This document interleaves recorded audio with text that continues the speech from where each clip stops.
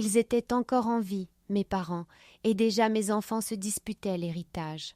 Ils étaient encore en vie, mes parents, et déjà mes enfants se disputaient l'héritage, et moi je restais assise près du lit de ma mère, dans cette chambre d'hôpital étouffante, où l'air sentait les médicaments et le linge humide, où chaque respiration résonnait comme une lutte pour un jour de plus.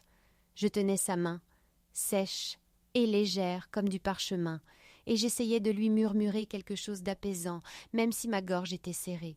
Derrière la mince cloison, j'entendais les voix de mes propres enfants, à demi étouffées, mais chaque mot me transperçait le cœur plus cruellement qu'une lame. La maison, la terre, les bijoux, répétait-il, comme s'il lisait une liste de courses, et non comme s'il décidait du sort de biens qui appartenait encore à des vivants. Je n'osais pas me lever pour interrompre cette conversation, car je savais que si j'ouvrais la porte, je verrais dans leurs yeux une avidité que je n'avais jamais voulu reconnaître. Je préférais faire semblant de m'être trompée, que ce n'était que mes nerfs, qu'ils parlaient peut-être d'autre chose. Mais chaque nouveau murmure confirmait le contraire. Ils partageaient réellement le patrimoine, alors que leur grand-mère respirait encore, alors que leur grand-père, sur le lit voisin, tentait de relever la tête pour nous regarder une dernière fois. Une amère vague de souvenirs monta dans ma gorge. Cette maison dont il parlait n'était pas seulement des murs et des briques. Mon père avait posé le toit de ses propres mains. Je me souvenais de la neige qui recouvrait ses cheveux en hiver, et lui riais en disant que c'était une couronne de glace. Ma mère avait soigné ce jardin toute sa vie, où les pivoines et les lys embaumaient l'air, et moi, enfant, je courais pieds nus sur l'herbe en entendant la vaisselle teintée et la vieille radio jouer dans la cuisine. Cette maison, c'était tout ce qu'ils avaient et tout ce que je portais dans mon cœur. Pour mes enfants, elle n'était plus qu'un objet de marché. Quand je repoussai la chaise pour arranger l'oreiller de ma mère, je sentis qu'elle tremblait. Je ne sais pas si c'était la douleur ou l'intuition que, dans la pièce voisine, se jouait quelque chose dont elle ne voulait rien savoir. Ses lèvres bougèrent sans un son, comme si elle avait voulu parler, mais ses forces l'abandonnaient déjà. Je l'embrassai sur le front et je lui promis que j'étais là.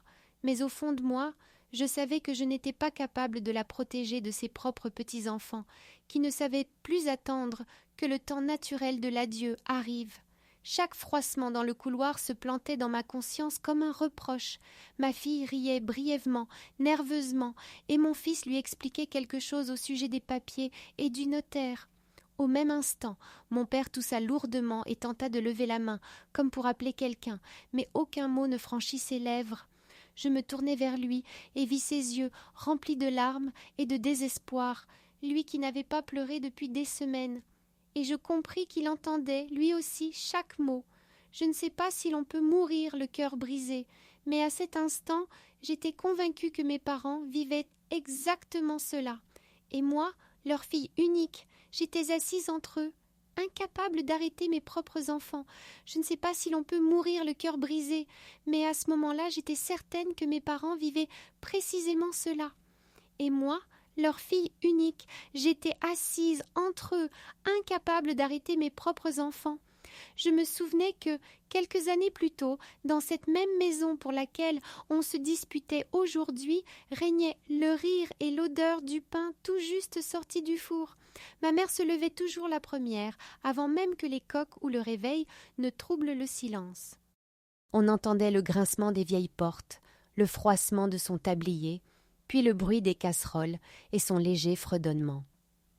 Mon père s'asseyait à la table avec un journal, feignant de lire, mais en réalité, il écoutait chaque mot d'elle. Ils s'étaient l'un à l'autre, et cela suffisait pour que tout autour prenne un sens. Quand j'étais enfant, cette maison me paraissait une forteresse, un refuge sûr, où rien de mauvais ne pouvait m'atteindre. Les soirs d'hiver, mon père réparait des chaussures, ma mère reprenait des chaussettes, et moi je dessinais dans un cahier, la tête appuyée sur la main. Sur l'étagère au-dessus du poêle trônait une vieille radio qui jouait des chansons sur lesquelles ma mère esquissait parfois quelques pas de danse, et mon père faisait semblant de ne pas regarder, bien que ses yeux brillaient. Chaque détail de ces instants vit encore en moi, l'odeur de la fumée du poêle, la chaleur d'une tasse de thé, le bruit de la pluie tambourinant sur le toit. C'est pourquoi cela me blessait tant d'entendre maintenant mes enfants réduire tous ces souvenirs à une simple valeur marchande. La maison a 3 pièces, le jardin peut être vendu comme terrain à bâtir, et le reste. On verra, disait mon fils. Ma fille répliquait. Les bijoux de grand-mère doivent être à moi, j'ai toujours été plus proche d'elle. Ces paroles m'atteignaient comme des aiguilles.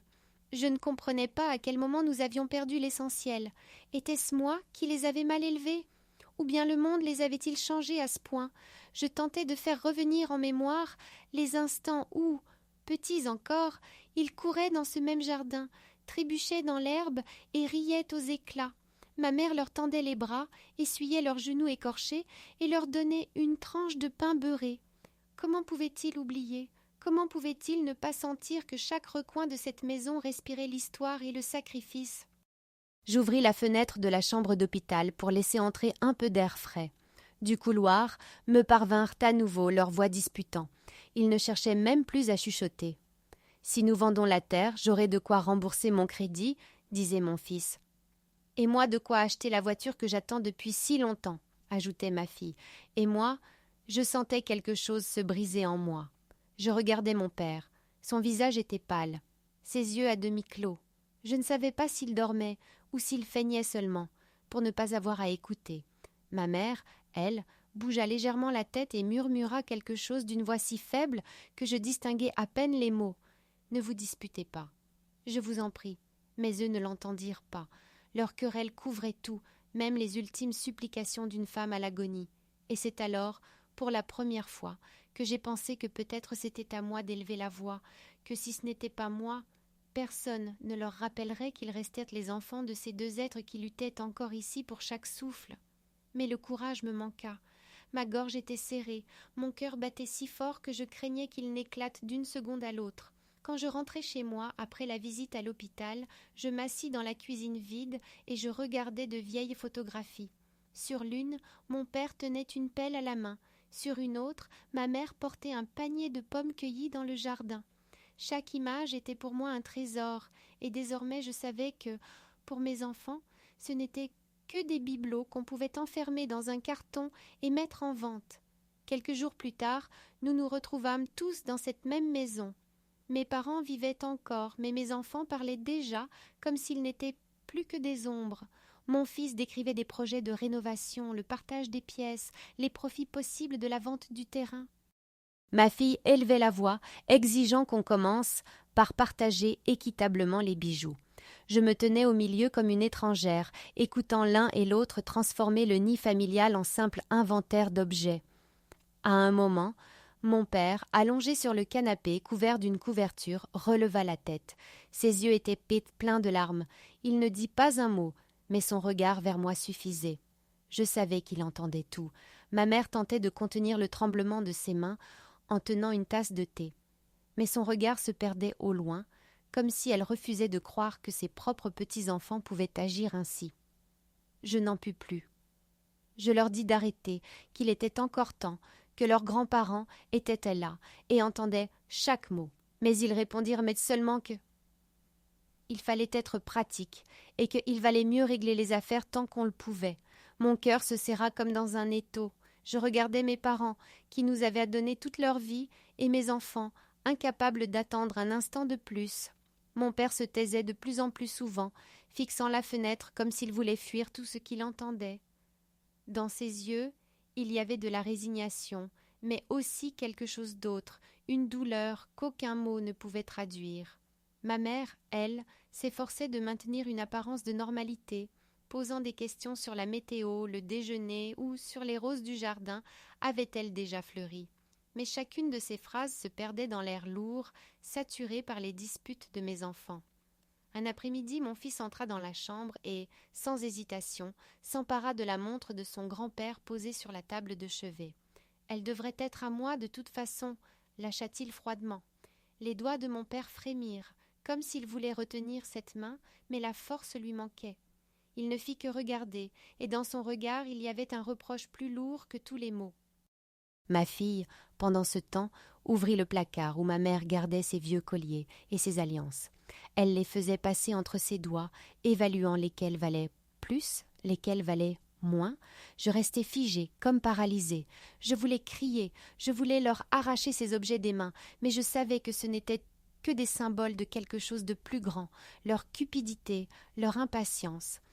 Ma mère baissa les yeux vers ses mains tremblantes, et je vis une larme couler le long de sa joue pour s'arrêter dans les rides autour de sa bouche. Je ne pouvais plus me taire. Je leur dis que si vraiment ils voulaient se disputer, qu'ils le fassent ailleurs, loin de leurs grands-parents mourants. Mais ils me regardèrent avec indifférence, comme si c'était moi qui parlais une langue incompréhensible. « Maman, il faut être responsable. Il vaut mieux régler cela maintenant que de se battre plus tard au tribunal, » répondit mon fils. Ma fille acquiesça, et moi je sentis qu'à cet instant quelque chose se brisait irréversiblement dans notre famille. Quelques jours plus tard, j'entendis mes enfants parler du notaire. Ils murmuraient dans la cuisine, mais la porte était entr'ouverte et chaque phrase me frappait comme un coup. « Il faut signer maintenant, tant que grand-mère peut encore apposer sa signature, » disait ma fille. « Oui, sinon après ce sera compliqué avec les papiers. Mieux vaut tout mettre en ordre, » ajoutait mon fils. Mon cœur se glaça.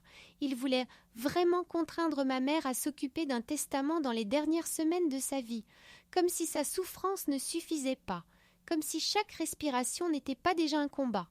Quand j'entrai dans la pièce, ma mère était assise dans un fauteuil, un plaid sur les genoux. Dans ses mains tremblait une tasse de thé, et son regard était fixé au sol. Mon fils lui expliquait quelque chose à propos des formalités. Ma fille lui tendait des feuilles et un stylo. Et moi je ne voyais que ses yeux fatigués, où se reflétait une résignation muette. « Pas maintenant, » dis-je d'une voix ferme. « Vous n'avez pas le droit de lui faire ça. Elle a besoin de paix, pas de papier. » Mais ils me regardèrent comme si je faisais obstacle à quelque chose de raisonnable. « Maman, ne dramatise pas, c'est pour le bien de tous, » répondit mon fils. « Plus vite ce sera fait, mieux ce sera, » ajouta ma fille. Ma mère leva la main comme pour dire quelque chose, mais ne fit qu'un long soupir. Finalement, elle signa. Sa main tremblait tellement que les lettres étaient à peine lisibles. Chaque mouvement du stylo ressemblait à une plaie infligée à ses propres enfants et petits-enfants. Je restai debout à côté d'elle, sentant se briser en moi le dernier reste d'espoir que mes enfants se reprennent. Mon père était allongé dans le lit, tourné vers le mur. Il ne prononça pas un mot, mais je voyais ses épaules trembler. Il savait ce qui se passait. Il savait, et il n'avait plus la force de lutter. Mes parents s'en allèrent doucement, l'un après l'autre, comme s'ils se tenaient encore par la main même lorsque la vie quittait leur corps. D'abord mon père, dont les yeux brillaient, encore de larmes quelques jours plus tôt, puis ma mère, qui dans un dernier souffle murmura « Prends soin de toi ». Et les enfants, eux ne pleurèrent pas.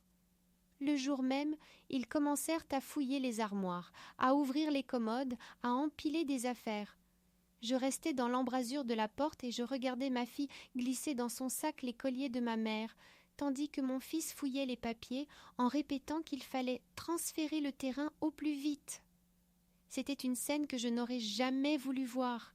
Le lit encore frais, imprégné de l'odeur de ma mère, et à côté, le cliquetis des clés et le froissement des documents.